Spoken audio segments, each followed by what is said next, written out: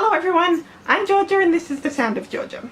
And today I'm going to be asking the question, are any of the songs in The Sound of Music really real? So, as shown by this funny little picture I found on DeviantArt a few weeks ago, I'll leave a link to it in the down below. The Sound of Music is obviously a musical, with music. But in a musical, the songs, or at least the majority of them, are what is known as non-diegetic. Basically that means they're not in the world of the film. The character is not really singing. The song is just a way to show the audience how they're feeling, but to the world of the story, to the other people in the movie, they're not singing. But we're going to talk about Sound of Music, not just because it's my favourite movie, musical, whatever of all time, because it absolutely is, but because it's very unique, I think, in this regard. Even though it's a full-on musical, I think an argument can be made for pretty much every song in the film being diegetic, really being there in the film. In the musical it's a little different, but we'll get to the musical-only songs later. So what I'm going to do today is go through the songs as shown in the soundtrack and work out whether the song is diegetic or non-diegetic. And as I said, I think you can make a case for just about every one of them being diegetic, every one of them being real in the world of the movie. So let's start at the very beginning with the opening song, also called The Sound of Music. As I said, for pretty much all the songs in the film, the case can be made for it to be either non-diegetic or diegetic. I think this one's more on the side of being diegetic. We know she's singing because she admits as much to the Reverend Mother when she gets back. So that would make it seem like it's diegetic. And I think it is, but as we'll see in a few songs as we go down the list, it could also be both-ish. And what I mean by that is, we know she's singing, we absolutely know she's singing, but she might not be singing that exact song, if you know what I mean. The song itself, like the lyrics, might not be the actual words she's singing. That might just be a way to show the audience how she's feeling, but we know she's singing, but we don't know exactly whether she's singing those words. I think she absolutely is, but that doesn't mean her singing something else is not a possibility, if all that makes sense. So the next song we have is the one that the nuns sing when we first go to the Abbey. It's called Dixit Dominus. I don't know if I'm saying that right, and I really don't know what it means. I was never very good at Latin. I know Dominus means master, but beyond that, I really don't know.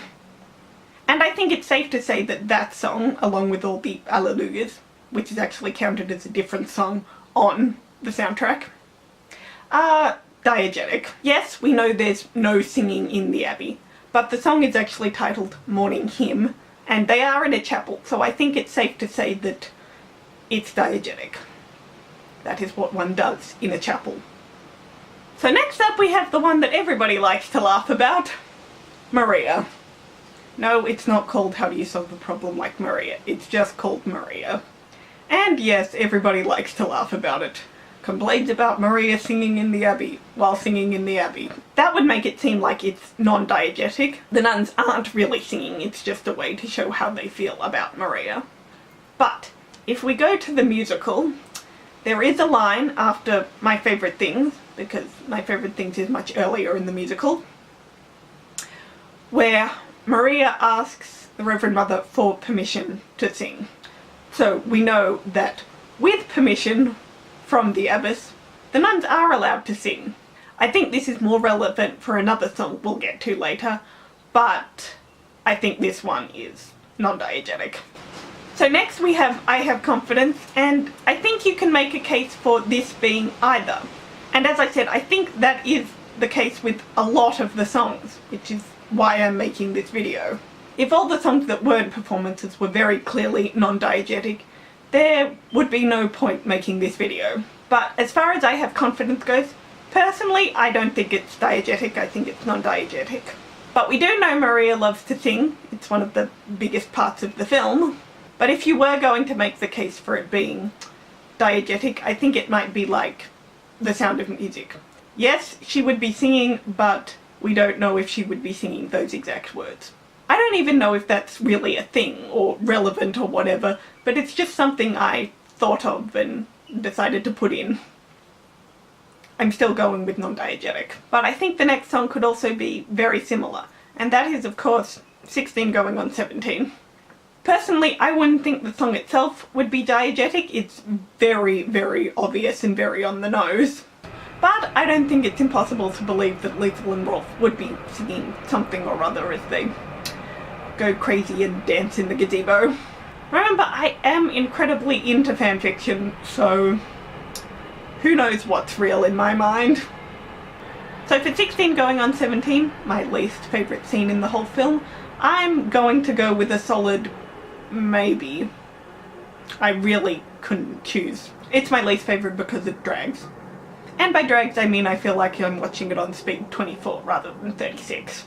So the next one, which is my favourite things, I think it's pretty clear that this is diegetic. I mean, you definitely could make the argument that it's not and all they're doing is having a pillow fight. But I think it's much more likely that she's actually singing to them to help cheer them up. Remember, during thunderstorms you have difficulty remembering instructions, so why not? So I think the next one's rather interesting. Do Re Mi I think could be both, but not in the same way all the other ones we've had that are both is. It's pretty clear at the very beginning of the song that she's teaching them how to sing. So basically the whole part of the song that's up on the mountain is diegetic. But that doesn't mean the whole sequence would be diegetic. I think everything from the beginning of the bike riding scene all the way to the end could be considered non-diegetic. So the whole time they're on the bicycles, all the way through the carriage and all the way to the end of their scene at Mirabelle Gardens could be considered non-diegetic. So it's a really tricky one. I think there's no question that the very beginning is real as far as the story goes, but the rest of it I really don't know. Let me know what you think about that one, because I really don't know if I could come up with a concrete answer. So she's been teaching them how to sing, and the next song that comes up is the result of that.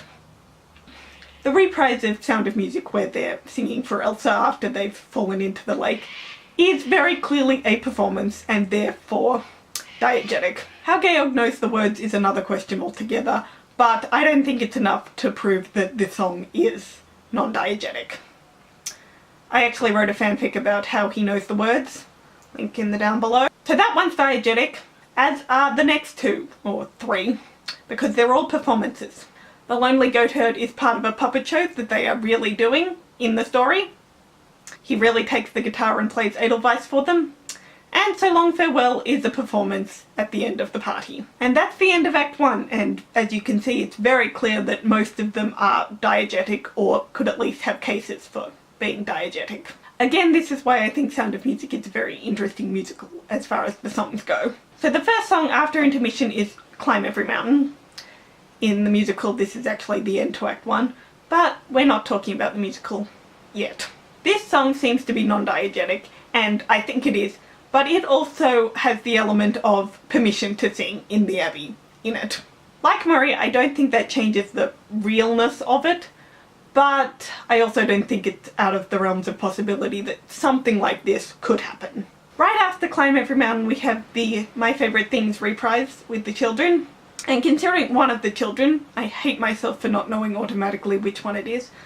I think it's Brigitte, but as I said, I'm not sure. Whoever it is says when Fräulein Maria wanted to feel better, she used to sing that song. And then they try to sing the song. I think that means they really are trying to sing. So the next song is Something Good, and we're back at the gazebo, and I think, like 16 Going on 17, where we're also at the gazebo, the case could be made for either. I personally believe they are singing, and I think there's a very high chance they are, but whether they're singing those exact words is another thing altogether. But I guess if we say these sort of songs are real, then it doesn't matter if it's the actual words they're singing or not. So after Something Good we have The Wedding. And I think, like Something Good and Sound of Music and maybe a couple of others, the case could be made that it's either or both at the same time. As far as the realness goes, in the world of the story, there definitely would be a processional for the wedding. But there's no guarantee it would have been accompanied by the nuns singing that song. As far as the song goes, I think that part's non-diegetic, but as I said, there would definitely be a wedding processional, so that part is real. And as far as that song goes, I have to give it a big both. Moving on to the 16 Going on 17 reprise, which I much prefer over the original song. It could again have a case for both. Pretty much all the reasons for them being both are the same. But personally, I believe this one is real. Like Climb Every Mountain, we know Maria sings to cheer everybody up. So I'm just going to group the next three together because they're all at the festival, which automatically means they're diegetic. So the Do Re Mi reprise, the Edelweiss reprise, and the So Long Farewell reprise are all diegetic. They're all real because it's a performance. They are at the festival and they're really singing at the festival. So, definitely real. And that leaves us with the final song in the film, which is the Climb Every Mountain reprise. And personally, I think this is the only one that is absolutely 100% non-diegetic. As I said, cases can be made for pretty much every song in the film being real, even the ones that don't seem like they would be real. But I think it's pretty clear to say that the final one is non-diegetic. It's obviously the nuns singing, but we don't see any of that. It's just played as a soundtrack as they walk over the mountains. Towards Eagle's Nest, of course. So it's played like a soundtrack song and it's very clearly just non-diegetic. It's not real. That's everything as far as the songs in the film go, but there are a couple in the stage version that didn't make it. Sorry if things look a little different, my battery died. So close to the end. Really annoying. Anyway, I'm not really going to go into why they didn't make it into the film. I'll save that for a future video, but I am going to quickly mention whether I think they're real or not. And for the most part, I think no. The three songs that didn't make it into the film are How Can Love Survive, No Way to Stop It, and An Ordinary Couple. In the film, An Ordinary Couple was replaced with Something Good.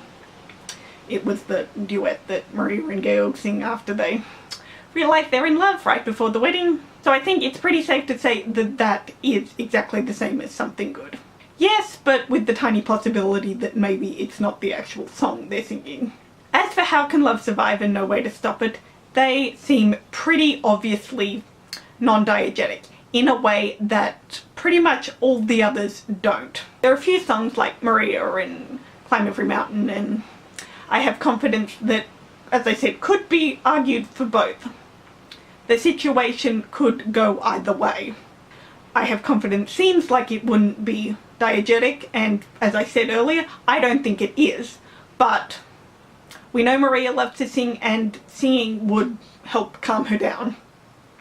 So that makes sense for something like that. But I don't think How Can Love Survive and No Way to Stop It are like that. They're the songs that Max and Elsa sing, which is probably the main reason they were cut. They're definitely more showing the audience how they feel rather than showing the audience how they feel in a situation that makes sense with the characters and the story. The scene that has How Can Love Survive in it is actually still in the film. They actually just cut the song. The song happens right after Georg goes to look for the children and right before Rolf appears to give Max the telegram. So the song was cut, but the scene is still absolutely there. And as far as the film goes, the point of the song is actually condensed to about 2 lines. That very short exchange between Max and Elsa about whether Georg's going to marry her. And that's really what How Can Love Survive is. An extended version of that exchange with music. So that one's pretty clearly non-diegetic. And finally we have No Way to Stop It.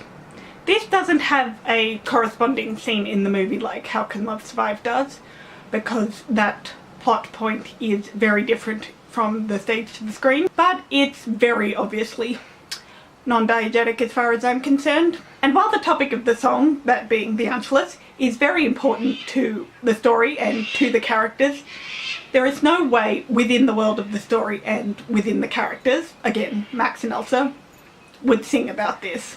Maybe that's why these songs were cut, because they weren't really part of the world. And that's everything for today, but I hope you enjoyed. Let me know in the comments what you think of all these songs in my analysis. Are there any you thought I got wrong? What do you think about it all in general? Feel free to like and subscribe, and I'll see you in my video next week. So long, so well!